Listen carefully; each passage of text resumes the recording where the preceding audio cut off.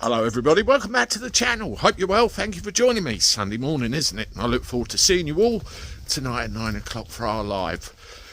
Well, I've got a confession to make. I didn't go yesterday. I didn't go to Tommy's rally in London. I was always planning to, but there's a very simple reason. I'm probably one of those that chickened out. When Tommy turned himself into the police and was duly remanded, as the saying goes, I sat down and thought about it, and I actually did a video on this as well, which you can see I did a couple of days ago. I just had this feeling that people were walking into some kind of trap, some kind of setup. The timing of his remand was deliberate, trying to rile people up, cause chaos. And if you have a look at a lot of the footage, I sat at home yesterday and I watched the live footage from probably 2 or 3 different people. There was Paz, Jeff Taylor, Maya Tusi. I watched it all, just flitted between them. And there was one common theme: the way that the police were dressed, semi-ready to go at the riot, like they were trying to rile it up. It all just stunk. And my safety radar was clicking, and I made a decision not to go. I know there's probably another couple that felt that as well, but one thing I did, I had a word with Paz a bit later on, and I asked him if he could just give me a little bit of spiel as to what actually went on, and here it is. I started the day off in Whitehall. I spoke to some of the event organisers. They were quite hopeful, even though Tommy Robinson wasn't there.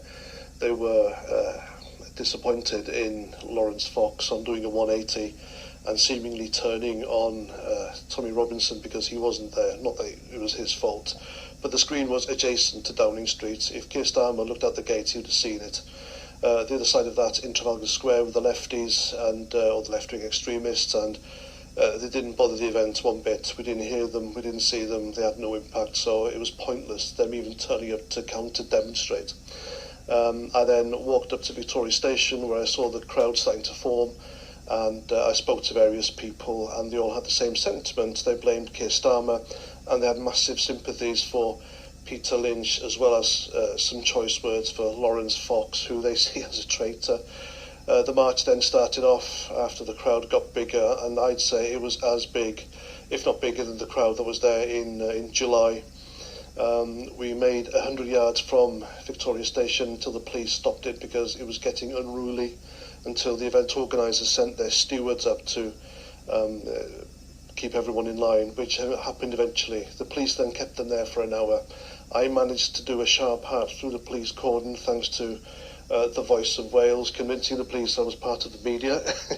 I then made my way down to Downing Street, and I filmed a bit of the stage, and there was a bit of a crowd forming there, but I've got work, so I had to leave early. All in all, it was peaceful. The lefties didn't even impact the march one bit, and I think Keir Starmer had the message as well as Lawrence Fox, and there we go. Well, there you go. You see, like all other rallies of this nature, it went off reasonably without a hitch. I think they started marching to their destination a little bit sooner than they should have done, and got kettled in by the police, and wait there until we tell you. But apart from that, and a couple of rowdy idiots that you always get at these things, I think it was all right. In contrast, I know Maya Tusi went to have a look at the lefties afterwards, their counter-protest, to see what was going on there, and he had to be saved, escorted out of the place because they were having a go. So there you go, the contrast between the two political ideals is quite staggering, isn't it? I think next time, hopefully there will be a next time, I shall get my backside up to London and shouldn't let this sort of thing worry me. But, anybody that did go, I hope that it was a worthwhile day for you and a nice day, and it looked like it all went off without a hitch as usual. And they call us the far-right thugs. What a joke. Anyway, have a good day, everybody. Look forward to seeing you at 9 o'clock tonight for our live. Hit the like button, subscribe to the channel, both of which help share my shite around everywhere. share me on your socials, and I look forward to talking to you soon. Toodaloo.